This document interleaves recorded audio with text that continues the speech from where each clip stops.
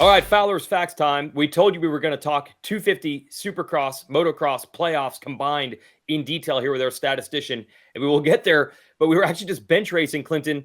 Loretta Lynn's this week. You've got some experience yourself, maybe dubious at the time, but the fact is you did qualify and you did race back in the day. I did indeed, Weege. I made it a couple of years, but the results weren't entirely things that I want to write home about nowadays. All right. Hey, qualifying for the national, they can't take that away from you. So let's talk about riders qualifying now on the pro side for the playoffs. We're going to focus on 250s, and this is a projection that you put together of who you think should be in or who's close. Yeah, and the first thing is the top 20 cutoff, and I think that's going to be 152 points. Chance Hymas is likely going to be that person. I think that's the place where we're going to see the cutoff for those top 20. Yeah, but that's a little weird, right? Because he's not going to race. He has a torn ACL. Yep. He'll be on the sidelines, so nobody's going to bump up into that slot, but he's still going to be that top 20 cutoff. Yeah. But we've got the automatic bids, and there's 9 guys we're guaranteed to see at least in an LCQ race come playoff time. And those guys, Hunter Lawrence, Hayden Deegan, Hampshire, Kitchen, Joe Shimoda, Tom Bial, Justin Cooper, Max Anstey, and Nate Thrasher, all automatic bids and ready to go and in.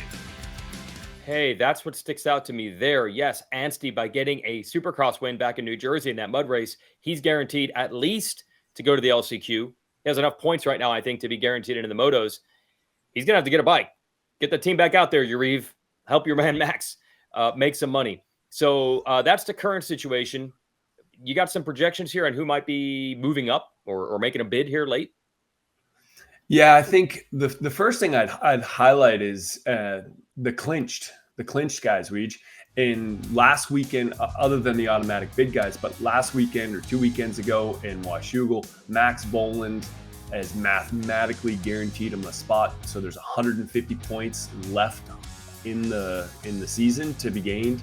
And based off of that, Max Boland is locked in along with those automatic bids. So JT, there's one thing that I think is kind of interesting here is you got a couple of guys in these automatic bids and clinch spots that have won both a Supercross race and a motocross race. You got guys like Hunter and RJ and Levi.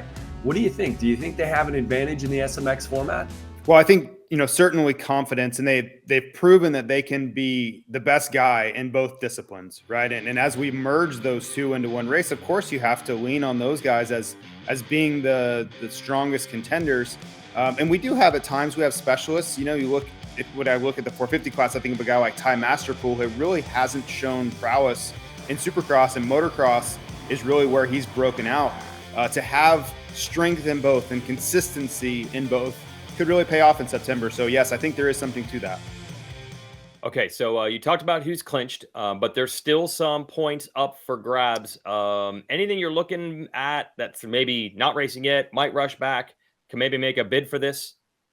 Yeah, Weege, there's 3 racers I think we're going to really pay attention to, or at least going to be critical to watch as we finish the season. Those 3 racers, Pierce Brown, Seth Hamaker, and Austin Faulkner. Pierce Brown and Seth Hamaker, those 2 guys, to me, are really interesting to look at. They're outside the top 20 right now, sitting 21st and 28th, but I've got them projected to finish inside of the top 20 and be in there for good for the 3 races. And JT, these are guys that incredible speed in Supercross. They've had injuries. Like, these feel like guys that could have some great results and do some great damage in the playoffs. Yeah, and they're not guys that are, as you mentioned, at the top of your thoughts to come in and be spoilers here. But I think of a guy like Seth Hamaker. He's such an incredible starter. And in this format, if you can continue to put yourself at the front, you're going to be in this fight. And his speed has been great. He's been qualifying really well in pro motocross. And we didn't get to see him all spring, right? And you forget about guys like that. But if he comes in healthy, continues to gain momentum as he has been, he could be a guy that's on this podium that we weren't thinking about other than until right now. One other rider I want to mention real quick is Cameron McAdoo. He's still idle. I think he wants to come back for playoffs. Do you think he'll be in, though, if he doesn't come back for motocross? Yeah, I've got him locked in at the 30th spot. So I think he's in.